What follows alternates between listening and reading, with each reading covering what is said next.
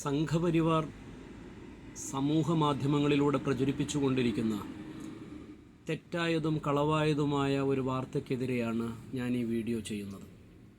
കഴിഞ്ഞ ദിവസം സമൂഹ മാധ്യമത്തിൽ സംഘപരിവാർ ഹാൻഡിലുകളിൽ നിന്ന് പ്രചരിപ്പിക്കപ്പെട്ട ഒരു വാർത്ത ഇൻ്റർനാഷണൽ കോർട്ട് ഓഫ് ജസ്റ്റിസ്, അന്താരാഷ്ട്ര നീതിന്യായ കോടതിയുടെ ചീഫ് ജസ്റ്റിസായി ഇന്ത്യക്കാരനായ ദൽവീർ ഭണ്ഡാരി തിരഞ്ഞെടുക്കപ്പെട്ടിരിക്കുന്നു എന്നും കഴിഞ്ഞ 71 വർഷക്കാലമായി ബ്രിട്ടീഷുകാർ കൈവശപ്പെടുത്തി വച്ചിരിക്കുന്ന ഒരു പദവി ഒരു ഇന്ത്യക്കാരന് വന്നു ചേർന്നിരിക്കുന്നു എന്നും അങ്ങനെ വന്നു ചേരുന്നതിനുള്ള പ്രധാനപ്പെട്ട കാരണങ്ങളിലൊന്ന് കഴിഞ്ഞ 10 വർഷത്തിനിടയിൽ ഈ രാജ്യം ഭരിക്കുന്ന പ്രധാനമന്ത്രി നരേന്ദ്രമോദി നടത്തിയ വിജയകരമായ ഇടപെടലുകളും നയതന്ത്രവുമാണ് എന്നുള്ള രീതിയിലാണ് ആ സമൂഹ മാധ്യമ പ്രചരണം നടന്നത്. പക്ഷേ യാഥാർത്ഥ്യം എന്താണെന്ന് നമ്മൾ പരിശോധിച്ചു നോക്കണം. ഇൻ്റർനാഷണൽ കോർട്ട് ഓഫ് ജസ്റ്റിസിന് ചീഫ് ജസ്റ്റിസ് എന്ന് പറയുന്നൊരു പദവിയുണ്ടോ എന്നുള്ളത് ഒന്നാമത്തെ ചോദ്യം. അതിൻ്റെ ഉത്തരം ഇൻ്റർനാഷണൽ കോർട്ട് ഓഫ് ജസ്റ്റിസിന് ചീഫ് ജസ്റ്റിസിൻ്റെ പദവിയില്ല, പകരം പ്രസിഡൻറ്റിൻ്റെ പദവി മാത്രമേ ഉള്ളൂ എന്നാണ്. അപ്പോൾ ദൽവീർ ഭണ്ഡാരി കഴിഞ്ഞ 71 വർഷത്തെ ഇൻ്റർനാഷണൽ കോടതിയുടെ ചരിത്രത്തെ മാറ്റിമറിച്ചുകൊണ്ട് ചീഫ് ജസ്റ്റിസിൻ്റെ പദവിയിലേക്ക് ഉയർത്തപ്പെട്ടു എന്നുള്ള ഒന്നാമത്തെ കളവ് പൊളിയുകയാണ്. രണ്ടാമത്തെ കാര്യം, കഴിഞ്ഞ 71 വർഷക്കാലത്തിനിടയിൽ ബ്രിട്ടീഷുകാരാണോ ഈ പദവി കൈവശം വെച്ചുകൊണ്ടിരുന്നത്, ആദ്യമായാണോ ഈ ഇന്ത്യക്കാരൻ ഈ പദവിയിലേക്ക് എത്തിപ്പെട്ടത് എന്നുള്ളതാണ്. അതിൻ്റെ ഉത്തരവും മറിച്ചാണ് എന്നുള്ളതാണ് യാഥാർത്ഥ്യം.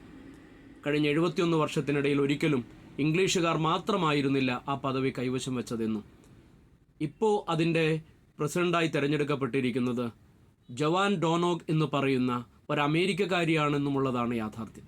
Dalveer Bhandari international court of ജസ്റ്റിസിൻ്റെ ചീഫ് ജസ്റ്റിസ് എന്ന് പറയുന്ന പദവിയില്ലാത്ത പദവിയിലുമല്ല, മറിച്ച് അതിൻ്റെ പ്രസിഡൻറ്റുമല്ല എന്നുള്ളതാണ് യാഥാർത്ഥ്യം.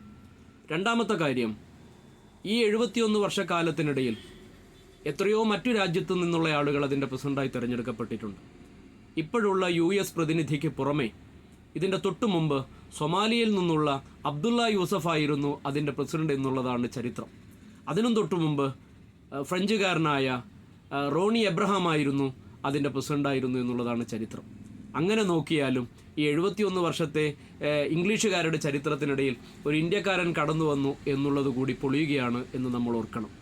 മൂന്നാമത്തെ കാര്യം എന്ന് പറയുന്നത്, ദൽവീർ ഭണ്ഡാരി ഇതിൻ്റെ ചീഫ് ജസ്റ്റിസായി തിരഞ്ഞെടുക്കപ്പെട്ടില്ല എന്നുള്ള യാഥാർത്ഥ്യം നിലനിൽക്കെ തന്നെ ദൽവീർ ഭണ്ഡാരിക്ക് മുമ്പ് ഇൻ്റർനാഷണൽ കോർട്ട് ഓഫ് ജസ്റ്റിസിൽ ഏതെങ്കിലും ഇന്ത്യക്കാരൻ അംഗമായിട്ടുണ്ടോ, പ്രതിനിധിയായിട്ടുണ്ടോ എന്നുള്ള ചോദ്യത്തിനുള്ള ഉത്തരവും ഇതിനു മുമ്പ് 3 ഇന്ത്യക്കാർ അതിൻ്റെ പ്രതിനിധികളായിരുന്നു എന്നുള്ളതാണ് ഉത്തരം. 1952 കാലഘട്ടത്തിൽ തന്നെ ഇന്ത്യയുടെ ഏറ്റവും മികച്ച നിയമജ്ഞന്മാരിൽ ഒരാളായ BN റാവു അതിൻ്റെ അംഗമായിരുന്നു എന്നുള്ളത് നമ്മുടെ മുമ്പിൽ നിൽക്കുന്നു.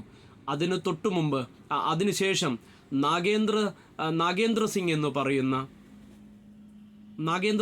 പറയുന്ന രാജസ്ഥാനിലെ ധുങ്കാർപൂരിൽ നിന്നുള്ള രാജകുടുംബാംഗമാണ് ഇൻ്റർനാഷണൽ കോർട്ട് ഓഫ് ജസ്റ്റിസിൽ അംഗമായിരുന്നതിന് പുറമെ അതിൻ്റെ പ്രസിഡന്റ് പദവി വഹിച്ച ഏക ഇന്ത്യക്കാരൻ എന്നുകൂടി നമ്മൾ അറിയണം. അതിനുശേഷം RS പഥക് എന്ന് പറയുന്നയാളും ഇതിൻ്റെ അംഗമായി തിരഞ്ഞെടുക്കപ്പെട്ടിരുന്നു എന്നുള്ളത് നമ്മൾ ഓർക്കണം. ഈ കാലഘട്ടങ്ങളിൽ ഒന്നും തന്നെ ഇപ്പോൾ രാജ്യം ഭരിക്കുന്ന നരേന്ദ്രമോദി ആയിരുന്നില്ല ഈ രാജ്യത്തിൻ്റെ പ്രധാനമന്ത്രി എന്നുള്ളത് ചരിത്രം നമ്മളോട് പറയുന്നുണ്ട്. അപ്പോൾ ആലോചിച്ചു നോക്കൂ, എങ്ങനെയാണ് ചരിത്രത്തെ വക്രീകരിക്കാൻ ശ്രമിക്കുന്നത്, എങ്ങനെയാണ് ചരിത്രത്തെ അപനിർമ്മിക്കാൻ ശ്രമിക്കുന്നത്, എങ്ങനെയാണ് ഇല്ലാത്ത അവകാശവാദങ്ങൾ തങ്ങളുടേതാണെന്ന് പറഞ്ഞ് അത് ഏറ്റെടുക്കാൻ ശ്രമിക്കുന്ന എട്ടുകാലി മമ്മൂഞ്ഞുമാരാകാൻ ഇവിടുത്തെ സംഘപരിവാർ സോഷ്യൽ മീഡിയ ഹാൻഡിലുകളും സംഘപരിവാറിൻ്റെ ബുദ്ധിജീവിശാലകളും ശ്രമിക്കുന്നത് എന്നുള്ളത് നമ്മുടെ മുമ്പിൽ നിലനിൽക്കുന്ന ഒരു യാഥാർത്ഥ്യമാണ്.